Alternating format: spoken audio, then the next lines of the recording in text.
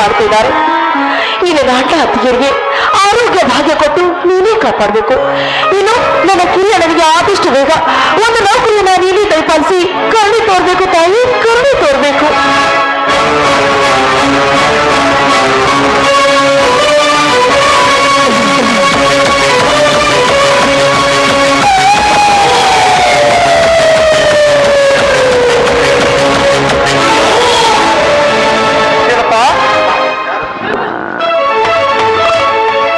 ಯಾರು? ಈ ಊರಿನ ಅಗರ್ವ ಶ್ರೀಮಂತ ಪ್ರೇಮರಾಜಿ ಅಂತ. ನೋಡಿ, ನಿಮ್ಮನ್ನ ನೋಡಿದ ಕ್ಷಣ ಗೊತ್ತಾಯ್ತು ನನ್ನ ನೆನೆಸಿದ ಕಾರಣ. ಒಂದು ಮಹತ್ವದ ಕೆಲಸದಾಗಲೇ ಬರ್ಬೇಕಲ್ಲ, ಪಾಪ ಹೇಗಿದ್ದೀರಂತ ವಿಚಾರಿಸಲು ಬಂದೆ. ನೋಡಿ, ನಮ್ಮ ಸುಖ ದುಃಖಗಳನ್ನು ವಿಚಾರಿಸಲು ತಾಯಿ ಗೊತ್ತಾದೇವಿ ಇದ್ದಾರೆ. ಹೀಗಿರುವಾಗ ನಮ್ಮ ಮೇಲೆ ಕರುಣೆ ತೋರಿಸುವ ಅವಶ್ಯಕತೆ ಇಲ್ಲ, ತಾವಿನ್ನು ಹೋಗ್ಬೋದು. ಶಿಲ್ಪ, ನಾನೊಬ್ಬ ಅಗರ್ಭ ಶ್ರೀಮಂತ, ಸುತ್ತ 20 ಒಡೆಯನು ನಾನು. ಭಾಗ್ಯಲಕ್ಷ್ಮಿ ನಿನ್ನ ಕೈ ಮಾಡಿ ಕರಿತಿದ್ದಾಳೆ. ಬಲಿಗೆ ಬಂದ ಭಾಗ್ಯಲಕ್ಷ್ಮಿಯನ್ನು ಅಲಕಲಿಸಿ ಮಾತನಾಡಬೇಡ. ನಾನು ಇಷ್ಟೆಲ್ಲ ಹೇಳ್ತಿದ್ದೀನಿ ಯಾಕಂತ ವಿಚಾರ ಮಾಡು. ಅಂದ್ರೆ ನಿನ್ನ ಕೈ ಹಿಡಿದು ನನ್ನ ಮದುವೆಯಾಗಿ ಸ್ವೀಕರಿಸಿ ನನ್ನ ಮನೆ ಅಪ್ಪಡ ಸಂಪತ್ತಿಗೆ ನಿನ್ನ ಒಳಿತು ನೋಡಲು ಸಹಾಯ ಮಾಡಲು ಬಂದೆ. ಏನು, ನೀನು ನನ್ನ ಕೈ ಹಿಡಿದು ಮಡದಿಯನ್ನಾಗಿ ಸ್ವೀಕಾರ ಮಾಡಲು ಬಂದಿದ್ದೇನೋ ಮಧ್ಯ? ಒಂದೇ ಒಂದು ಶಬ್ದ ಮಾತ್ರ ಇಲ್ಲಿಂದ. ನಾನು ಇಲ್ಲಿಂದ ಹೋಗೋದಕ್ಕೆ ಅದು ಎಂದಿಗೂ ಸಾಧ್ಯವಿಲ್ಲ. ಗುಲಾಬಿ ಹೂವಿನ ನಿನ್ನ ಮಕ್ಕಳ ಅಂದನ್ನು ಹೇರಲು ಬಂದಿರುವೆ. ನೋಡಿ, ನೀವು ನನ್ನ ತಂದೆ ವಯಸ್ಸನ್ನು ಹಾಕಿ ಕಾಡ್ತೀರಿ. ನಿಮಗೆ ಬೇಕು ಈ ಕಾಮದಾಟ. ಶಿಲ್ಪ, ಕಾಮಕ್ಕೆ ಕಣ್ಣಿನ ರಸಿಕರಿಗಾಡಲು ವಯಸ್ಸು ಬೇಕಾಗಿಲ್ಲ. ಈ ನಿನ್ನ ಕೊಲ್ಲ ಪುರಾಣವು ನನ್ನ ಮುಂದೆ ನಡಬೇಕಾಗಿಲ್ಲ. ನನ್ನ ಅರಮನೆಯಲ್ಲಿದ್ದು ನಿನ್ನ ದೇವತಂತೆ ಪೂಜಿಸಿವೆ. ಆ ಶಿಲ್ಪ, ಬೇಗನೆ ಬಂದು ನನ್ನ ಅಪ್ಪಿಕೋ. ಎಲ್ಲೋ ಮೊದಲು ಬಲಾತ್ಕಾರ ಮಾಡಲು ಬಂದಿದ್ದೇನೋ ಆ ಭಾವ. ನೋಡು, ಅಲ್ಲ ಸಲ್ಲದ ಶಬ್ದ ಈ ನಿನ್ನ ನಾಲ್ಗೆಯಿಂದ ನೋಡ್ತಿದ್ಯಾದ್ರೆ ನಿನ್ನ ನಾಲ್ಗೆಯನ್ನೇ ಕರೆದಿಸಬೇಕಾಗುತ್ತೆ. ಹೆಚ್ಚು ಬಡಬೇಕಾರೆ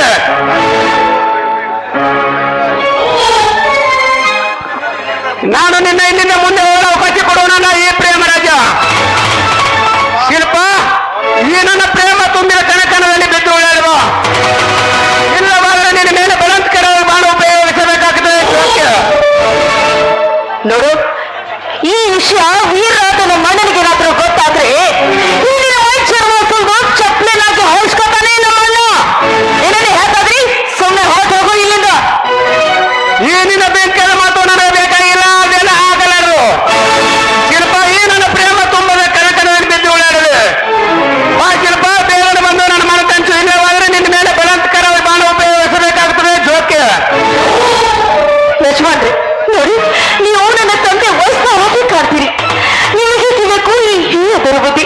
ಇಂಥ ಕಾರ್ಯ ಮಾಡಿ ನಿಮ್ಮ ಹಿರಿತನಕ್ಕೆ ಕೊಂದು ತಂದ್ಕೊಳ್ಬೇಡಿ. ನನ್ನನ್ನ ನಿಮ್ಮ ಅವನ ಹುಟ್ಟಿದ ಮಗಳು ಅಂತ ನೀವು ಬಿಟ್ಟುಬಿಡಿ. ಬೇಕಾದ್ರೆ ನಿಮ್ಮ ಕೇಳ್ಕೊತಾ ಇದ್ದೀವಿ. ಶಿಲ್ಪ, ಈ ನಿನ್ನ ಕೊಟ್ಟ ತತ್ವಗಳು ನನಗೆ ಬೇಕಾಗಿಲ್ಲ.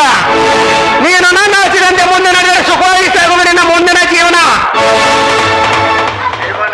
ಯಜಮಾನ್ರಿ, ದಯವಿಟ್ಟು ನನ್ನನ್ನು ಬಿಟ್ಟುಬಿಡಿ. ಬೇಕಾದ್ರೆ ನಿಮ್ಮ ಕಾಲಿಗೆ ಬಿದ್ದು ಬೇಡ್ಕೋತೀನಿ. ನಾನು ಒಳ್ಳೆಯವರ ತಂಗಿಯಾಗಿ ಬರಬೇಕು. ಈ ನಿಮ್ಮ ಕೆಟ್ಟ ವಿಚಾರವನ್ನು ಕಂಡು ಹಾಕಿ ನನಗೆ ತಂದೆಯಾಗಿ ಆಶೀರ್ವಾದ ಮಾಡಿ. ತಂದೆಗೆ ನಾನು ಆಶೀರ್ವಾದ ಮಾಡಬೇಕೆ? ಶಿಲ್ಪ, ಅದು ನಿನ್ನ ಹುಚ್ಚ ಕಲ್ಪನಾ. ನಿಂತ ನಿನ್ನಂತ ಸುಂದರ ಹುಡುಗಿಯರನ್ನು ಈ ಸಮಾಜದಲ್ಲಿ ಗಂಡಸನಾಗುವುದಾರಿ. ಈ ನಿನ್ನ ಮಾತು ಕೇಳಿದ್ರೆ ಪ್ರೀತಿ ಪ್ರೇಮ ಎಂಬ ಶಬ್ದಕ್ಕೆ ಅರ್ಥವೇ ಸಿಗುವುದಿಲ್ಲ. ಶಿಲ್ಪ, ಕೊನೆಯಾಗಿ ನಿನ್ನ ಮಾಡಿಕೊಳ್ಳಿ, ನನ್ನ ಮಾತಿಗೆ ಒಪ್ಪಿಕೊಡು. ಎಲ್ಲೋ ಉದಯ, ನಿನ್ನಂತೆ ಹಾರಾಡಿ ಚೀರಾಡಿ ಮಣ್ಣಲ್ಲಿ ಮಣ್ಣಾಕಿ ಹೋಗಿದ್ದಾರೆ ಅಂದಿನ ಕಾಲದ ರಾಮಾಯಣ ಮಹಾಭಾರತದ ರಾಕ್ಷಸರು. ಯಾಕೆ ಅಂದಿನ ರಾವಣ ಭಾರತದ ಕಥೆ ನೀನು ಕೇಳಿಲ್ಲವೇ? ನನ್ನಂತ ಹೆಣ್ಣಿಗಾಗಿ ಇಂದ್ರ, ದೇವೇಂದ್ರ, ವಿಶ್ವಾಮಿತ್ರಂತರು ಮಣ್ಣಲ್ಲಿ ಮಣ್ಣಾಕಿ ಹೋಗಿದ್ದಾರೆ. ಅಂದಾಗ ನೀನು ನನ್ನನ್ನು ಓಡಿಸಲು ಬಂದ್ರೆ ಹೇಳವಾಗಿ ಬೆಳೆಯೋ ಮುದಿ ಹಾಂದಿಯೇ. ಗತಿಸಿ ಹೋದ ಹಳೆ ಕಥೆ ಹೆದರಿಕೆ ನನಗೆ ಹಾಕಬೇಡ. ಶಿಲ್ಪ, ನಿನ್ನಂತ ಬಡ ಹೆಣ್ಣುಗಳ ಜೊತೆ ರತಿಕ್ಕಿರಿದಾಡಲು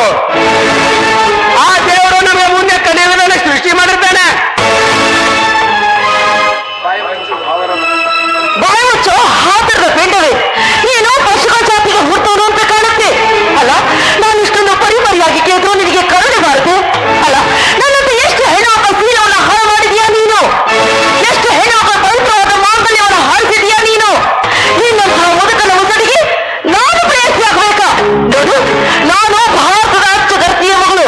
ನಿನ್ನಂತ ಕಾಮಕರಿಗೆ ಸರಿಯಾದ ಪಾಠ ಕಲಿಸದೆ ಬಿಡಲಾರೆ. ನೀನೊಂದು ಹೆಣ್ಣು, ನೀ ಏನು ಮಾಡಬಲ್ಲ? ಏನಂತೆ ನೀನು? ನಾನೊಂದು ಹೆಣ್ಣ? ಏ, ಹೆಣ್ಣು ಅಂದ್ರೆ ಏನಂತ ತಿಳ್ಕೊಂಡಿದೀಯ? ಮಾರುಕಟ್ಟೆಯಲ್ಲಿ ಸಿಗೋ ಹಣ್ಣು ತೆಗೆದಿದ್ಯಾ ಅಥವಾ ನಿನ್ನ ಕಾಲಿನ ಧೋಳು ತೆಗೆದಿದ್ಯಾ? ಈ ಹೆಣ್ಣು ಮನಸ್ಸು ಮಾಡಿದ್ರೆ ಗಂಟು ಗಚ್ಚಿ ಹಾಕಿ ಒಂದು ಸತ್ತು ಹಣ್ಣು ಕೈಯಲ್ಲಿ ಖಡ್ಗ ಹಿಡಿದು ಈ ರಾಣಿ ಕಿತ್ತೂರು ಚೆನ್ನಮ್ಮನಂತೆ ಹೋರಾಡವಲ್ಲ ಈ ಹೆಣ್ಣು. ಹೀಗಿರುವಾಗ ನಿನ್ನಲ್ಲಿ ಧೈರ್ಯ ಇದ್ದಿದ್ಯಾದ್ರೆ, ನಿನ್ನಲ್ಲಿ ಗಂಡಸ್ತನ ಅನ್ನೋದು ಇದ್ದಿದ್ಯಾದ್ರೆ, ನನ್ನ ಒಟ್ಟೋಡು. ಸುದ್ದಿ ಪಟ್ಟಳಿ ಒಡನಿಗೆ ಇನ್ನಿವರೆಗೆ ಯಾವ ಹೆಣ್ಣನ್ನು ಸವಾಲು ಹಾಕಿಲ್ಲ. ನೀನೊಂದು ಹೆಣ್ಣು, ನೀ ಏನು ಮಾಡ್ತೀನಿ ನಾನು ನೋಡೇ ಬಿಡ್ತೇನೆ. ಏ ಪ್ರೇಮರಾಜ್, ಭೂಮ್ಯಾಗ ಬೆಳಿ ಐತಿ, ಬಂದೂಕನಾಗ ಬುಲೆಟ್ ಐತಿ, ಆದ್ರೆ ನನ್ನ ಮೈಯಾಗ ತುಗಡಿ ಮಣ್ಣಿನ ಪೌರ್ ಐತು. ಅದು ನಿನ್ನ ಚೆನ್ನಾಗಿ ಗೊತ್ತಿಲ್ಲ ಅಂತ ಕಾಣುತ್ತೆ. ಒಂದೇ ಒಂದು ಹೆಜ್ಜೆ ಮುಂದಿಟ್ಟು ನೀನು ಬಂದಿದ್ದೆ ಅಂದ್ರೆ ನನ್ನ ಕಾಲ್ದಾಗಿನ ತಪ್ಪದೇ ನಿನ್ನ ಮುಖದ ಮೇಲೆ ಎಳೆಯಬೇಕಾಗುತ್ತೆ. ಚೋಕೆ ಹೊಲಸು ಹೆಣ್ಣೆ, ನನಗೆ ಚಪ್ಪಲಿ ಹೆದರಿಕೆ ಆಗ್ತೇ? ಹೊಲಸು ಹೆಣ್ಣೆ, ನಾನು ನಿನ್ನ ಸುಮ್ಮನೆ ಬಿಡಬೇಡ. ನೀನು ಮಾಡ್ತೀನಿ ನಾನೇ ನೋಡೇ ಬಿಡ್ತೇನೆ.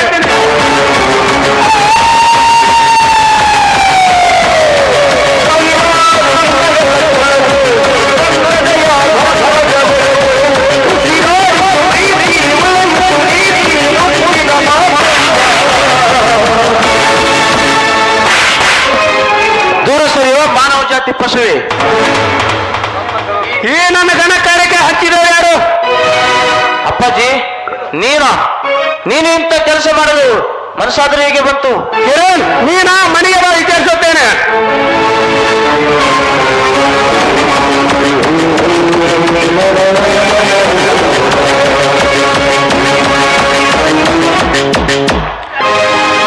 ನೋಡಿ, ಅವ್ರು ಮಾಡಿದ ತಪ್ಪಿಗೆ ನಾನು ಕ್ಷಮೆ ಕೇಳ್ತೀನಿ. ಅಯ್ಯೋ, ಇದರಲ್ಲಿ ನಿಮ್ದೇನ್ ತಪ್ಪಿದೆ? ನೀವು ಕ್ಷಮೆ ಕೇಳಬೇಕು. ನೋಡಿ, ಸಮಯಕ್ಕೆ ಸರಿಯಾಗಿ ಬಂದು ನನ್ನ ಮಾನ ಪ್ರಾಣ ಕಾಪಾಡಿದ ದೇವರು ನೀವು. ಅಂದರೆ ತಾವು? ನೋಡಿ, ನಾನು ಈ ಊರಿನ ರಾಮನ ತಂಗಿ ಶಿಲ್ಪ ಅಂತ. ಅಂದ ಹಾಗೆ ತಾವು ಯಾರು ಅಂತ ನನಗೆ ಗೊತ್ತಾಗ್ಲಿಲ್ಲ. ನಾನು ಇದೇ ಊರಿನ ಅಗರ್ಭ ಶ್ರೀಮಂತ ಪ್ರೇಮರಾಜನ ಮಗ ಕಿರಣ್ ಅಂತ. ನೋಡಿ, ಸಮಯಕ್ಕೆ ಸರಿಯಾಗಿ ಬಂದು ನನ್ನ ಮಾನ ಕಾಪಾಡಿದ್ರಿ. ಈ ನಿಮ್ಮ ಋಣ ನಾನು ಹೇಗೆ ತೀರಿಸ್ಬೇಕು ಅನ್ನೋದು ನನಗೆ ಗೊತ್ತಾಗ್ತಾ ಇಲ್ಲ. ನಿಮ್ಮ ಋಣ ತೀರಿಸ್ಬೇಕು ಅಂದ್ರೆ ನೀವು ನನಗೊಂದು ಮಾತನ್ನ ನಡ್ಸ್ಕೊಡ್ಬೇಕು. ಅದೇನು ಹೇಳು ಸ್ವಲ್ಪ. ಅದೇನೂ ಇಲ್ಲ, ನೀವು ನನ್ನ ಕೈ ಹಿಡಿದು ನನ್ನನ್ನ ನಿಮ್ಮ ಸತಿಯನ್ನಾಗಿ ಸ್ವೀಕಾರ ಮಾಡಬೇಕು. ಇದು ನಿನ್ನ ಕೊನೆ ನಿರ್ಧಾರ ಶಿಲ್ಪ. ನೋಡಿ, ನನ್ನ ಹೆತ್ತ ತಂದೆ ತಾಯಿ ಮೇಲೆ ಆಣೆ ಮಾಡಿ ಹೇಳ್ತೀನಿ, ಈ ಮಾತು ಸತ್ಯ ಕಿರಣ್, ಸತ್ಯ. ಈ ಕಿರಣನ ಮನವಿ ಗೆದ್ದ ನೀನೇ ನನ್ನ ಅನರ್ಘ್ಯ ರತ್ನ. ಹೌದಾ? ಹಾಗಾದ್ರೆ ಈ ನನ್ನ ಪ್ರೀತಿಯನ್ನು ಗೆದ್ದ ನೀವೇ ನನ್ನ ಬಾಳಿನ ರಾಜಕುಮಾರ.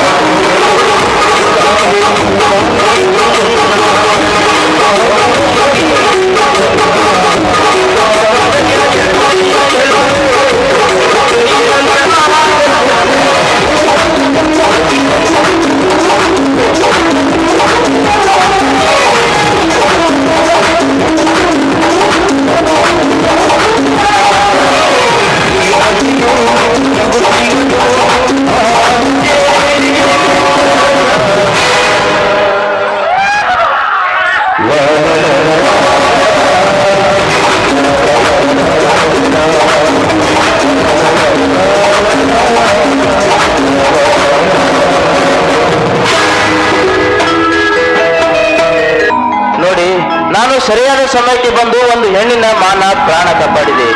ತಂದೆ ಎಲ್ಲ ಲಿಂಗೇಶ್ವರ, ನಿನ್ನ ಎದುರಿಗೆ ಇಂಥ ಹೇಸಿ ಕೃತ್ಯ ನಡೆದರೂ ಹೇಗೆ ಸುಮ್ಮನೆ ಕುಂತಿರುವೆ? ನನ್ನ ತಂದೆ ಊರು ಒಳ್ಳೆಯನಿಸಿಕೊಂಡವ ಇಂಥ ಕೃತ್ಯ ಮಾಡಿರುವನೆ. ಈಗಲೇ ಮನೆಗೆ ಹೋಗಿ ವಿಚಾರಿಸಿಕೊಳ್ತೇನೆ.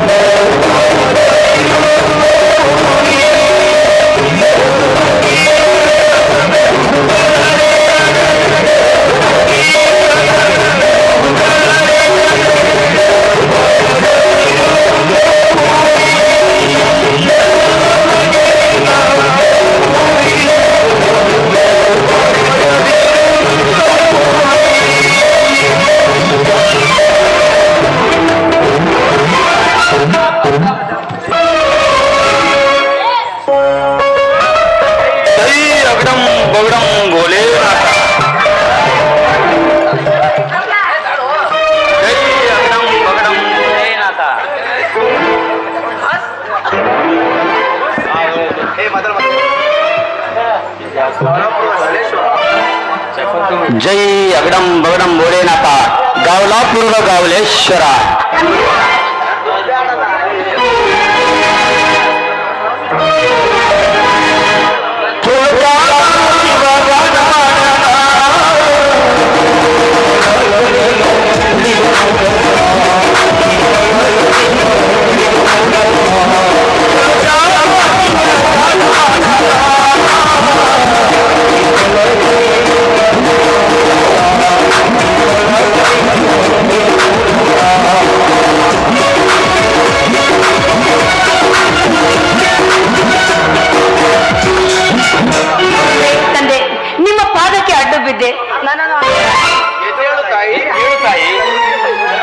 ತಾಯಿ ಗುಪ್ತಾ ಇದೇವ ಆಶೀರ್ವಾದ ಸದಾ ನಿನ್ನ ಮೇಲಿರಲಿ.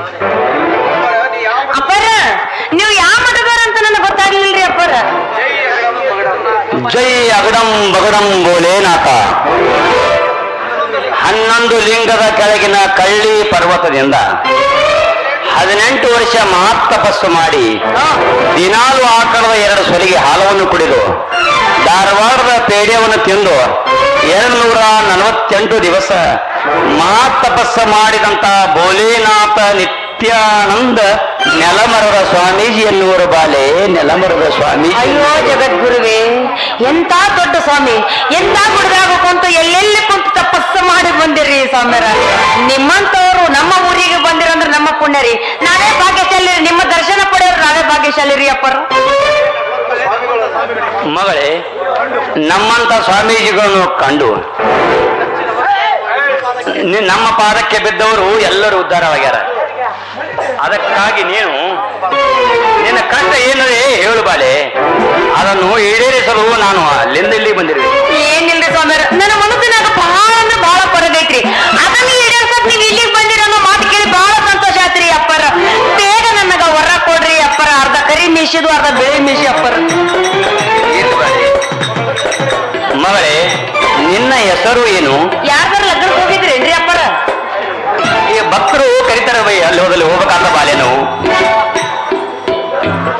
ನನ್ನ ಹೆಸರ ಗಂಗಾವಂತ್ರಿ. ಅಂತೂ ಪವಿತ್ರವಾದ ಗಂಗೆ ಹೆಸರನ್ನು ಇಟ್ಟುಕೊಂಡಿದ್ದೀಯಾ. ಕೇಳು ಮಗಳೇ, ನಿನಗೆ ಬೇಕಾದ ವರವನ್ನು ಕೊಡಲು ನಾನು ಇಲ್ಲಿಗೆ ಬಂದಿರುವೆ. ತಂದೆ, ನನಗೆ 2 ಮಂದಿ ಪ್ರೀತಿ ಮಾಡಾಕತ್ತಾರ್ರಿ. ಅವ್ರಿಬ್ಬರ ಯಾರನ್ನ ಒಬ್ಬರನ್ನ ಮದುವೆ ಆದ್ರ ನನ್ನ ಸಂಸಾರ ಸುದ್ದ ಆಗತ್ತಂತ ಸ್ವಲ್ಪ ಹೇಳ್ರಿ ಅಪ್ಪ. ಜೈ ಅಗಡಂ ಬಗಡಂ ಭೋಲೇನಾಥ. ಇದು ಹೇಳ್ಬೇಕಾದ್ರ ಸ್ವಲ್ಪ ಕಷ್ಟ ಆಗ್ತದೆ. ಏನಾಗುತ್ತೆ? ಕಷ್ಟ ಆಗ್ತದೆ. ಕಷ್ಟ ಬಾಲೆ, ಕಷ್ಟ ಕಷ್ಟ ಅಂದ್ರೆ ಆಗ್ತದೆ ಬಾಲೆ. ಯಾಕಂದ್ರೆ ಒಂದ್ ಸ್ವಲ್ಪ ದುಡ್ಡು ಖರ್ಚಾಗ್ತದೆ ನೋಡು ತಂದೆ. ಅದೆಷ್ಟ ಖರ್ಚಾಗಲ್ರಿ. ಇವ್ ನೋಡು, ನನ್ನ ಸಂಸಾರ ಸುದ್ದ ಆಗತ್ತಂದ್ರೆ ನನ್ನ ಮನಿ ಮಾರಿ ಕೊಡ್ತೀನಿ ಹಣ. ಅದೆಷ್ಟು ಬೇಕು ಹಣ ಹೇಳ್ರಿ ಅಪ್ಪ. ಮಗ ಹೋಗ್ಲಿ ಮಗಳೇ, ಈ ರೊಕ್ಕಿನಗೋಸ್ಕರ ನೀನು ಚಿಂತೆ ಮಾಡಬೇಡ. ಯಾಕಂದ್ರೆ ಈಗಿನ ಕಾಲದ ಸ್ವಾಮೀಜಿಗಳು 500,000 ಕೊಟ್ಟರಂತ ಭಕ್ತರು ಬೆನ್ನ ಹಾಕ್ತಾರ. ಅಂತ ಸ್ವಾಮೀಜಿ ಕೀಳುಮಟ್ಟ ಸ್ವಾಮೀಜಿ ಎಂದು ನನ್ನನ್ನು ತಿಳಿದುಕೊಳ್ಳಬೇಡ. ಯಾಕಂದ್ರೆ ನಿನ್ನ ಮನಸ್ಸು ಏನ ಇಷ್ಟಪಡ್ತೋ ಅದನ್ನ ಹೇಳ್ತೀನಿ ನೋಡು ಬಾಲೆ.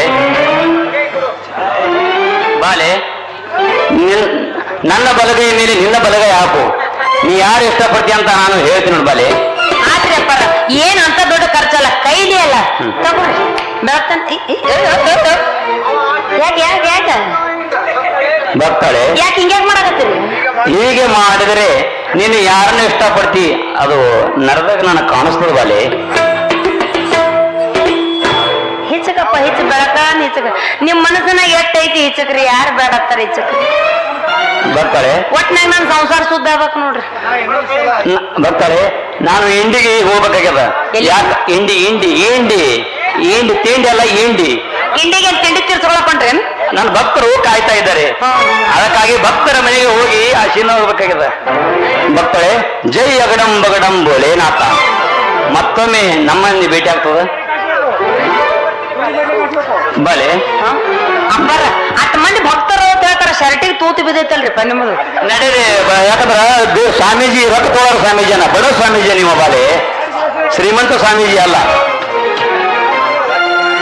ಪೂಜೆ ಮಾಡ್ಕೊಳ್ಳಲ್ಲ ಬೆಂಕಿ ಕಡಿ ಹಚ್ಚಾರ ಅಲ್ಲಿ. ಅಲ್ಲಿ ಹತ್ತೈತ್ರಿ ಏನ ಚಲೋ ಅಲ್ಲಿ ಐತಿ ಮರ ಅದು ಊದ್ಗಡ್ಡೆ ಹತ್ತೈತಿ ಅದ್ರ. ಬಾಲೆ ನಾನಿನ್ನು ಹೊಸ ಗುಬ್ಬೆವಾಡದಲ್ಲಿ ಕಾಯ್ತಾ ಇದ್ದಾರೆ ನನ್ನ ಭಕ್ತರು. ನನ್ನನ್ನು ಹೋಗಿ ಬರಲ್ಲ. ಎಷ್ಟೊತ್ತಿ ಇಂಡಿ ಅಂದ್ರಿ ಹೊಸ ಗುಬ್ಬ ಹಿಂದೆ ಅದ್ರ ಬಗ್ಗೆ ಮತ್ತೆ ಫೋನ್ ಮಾಡ್ತಾ ಇದ್ದಾರೆ ಬಾಲೆ. ಆದ್ರೆ ಅಪ್ಪರ ಹೋಗ್ಬರಿ ಬಾಲೆ ಏನ್ ಚಂದನ ಬಾಲ್ಯ ಬಾಲ್ಯ ಮತ್ತೆ ಬಾಲೆ ಬೇಕಾದ್ರೆ ಈಗ ಕ್ಯಾವಿ ವೇಷ ಬರೋದು ಬಾಲೆಯೇ ಬೇಕಾಗ್ತವ್ರು. ಯವ್ವ ಬೇಕಾಗ್ತದ. ಇದೇ ಖುಷಿ ಒಳಗೊಂಡು ಮಾಸ್ತರ ಒಂದು ಯಾಡ್ರಿ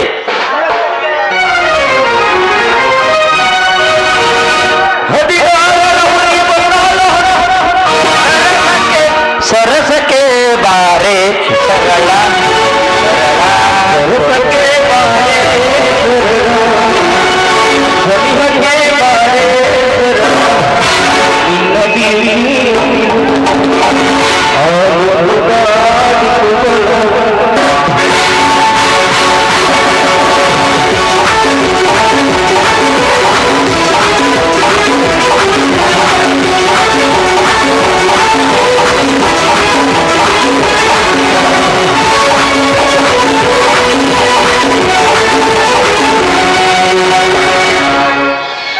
ನಿನ್ನ ತಲೆ ಮೆಟ್ಟೆ ಆಡಿಸ್ತೀನಿ ಈಗಲ್ಲ ಬಾ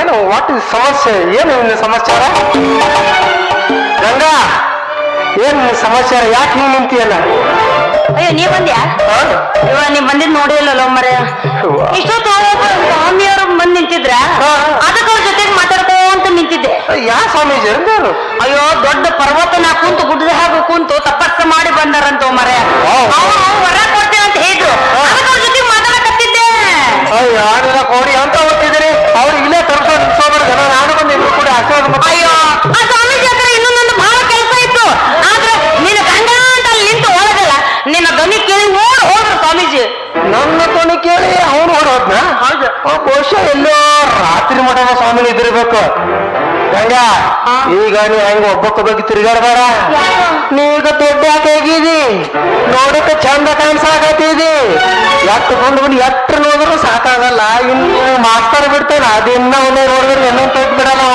ನೀನು ಹಿಡ್ಕೊಂಡು ಹಗಲತ್ತೆ ಗಿಡ್ಡ ಮಾಡ್ತಾರ ನಿನಗ. ಅಯ್ಯೋ ಹಂಗ ಒಬ್ಬೊಬ್ಬನ ತಿರ್ಗಾಡ್ಬಾರ. ಶಾನೆ ಇದ್ದಿ ಮನಿ ಕರಿ ಬಾ. ಆತು ನೀ ಹೇಳೋ ಮಾತ ಖರೆ ಐತಿ ನೋಡು. ನಾನು ಒಬ್ಬ ಕಡ್ಡಾಡಿಲ್ಲ, ಯಾಕಂದ್ರ ನಾನು ದೊಡ್ಡ ಆಗಿನಿ ಈಗ. ದೊಡ್ಡ ನಮ್ಮ ಕಾಲ್ತಾಳ ಮಾರಾಯ. ಇರ್ಲಿ ಹಿಂಗ್ ದೊಡ್ಡ ನೀನು ನಾಚಿಕೆ ಆಗೋದಿಲ್ಲ. ಯಾಕೆ ನಾಚಿಕೆ ಬರುತ್ತಾನ? ನಾನು ಬೇರೆಯವ್ರ ಮುಂದೆ ಹೇಳಾಕತ್ತೀನಿ. ನನ್ನ ಕೈ ಹಿಡಿಯೋ ಮುಂದೆ ನನ್ನ ಗಂಡ ಆಗೋಣ ಮುಂದೆ ಹೇಳಾಕತ್ತೀನಲ್ಲ, ಅದಕ್ಕೆ ಯಾಕೆ ನಾಚಿಕೆ ಆಗ್ಬೇಕು? ನನಗ್ ಮತ್ತೆ ತಡ್ಕೋಣ ಇದಕ್ಕೆ. ಗಂಗಾ ನನ್ನ ಗಂಡ ಅಂದಿನಲ್ಲ, ಮತ್ತೆ ಸಮಾಚಾರ ಇಡೀ ಇದೇ ಖುಷಿ ಒಂದು ಹೋಗಿ ಸಂಪೇನ ಪಡ್ಬೇಡ. ಹೊಡಿ 9.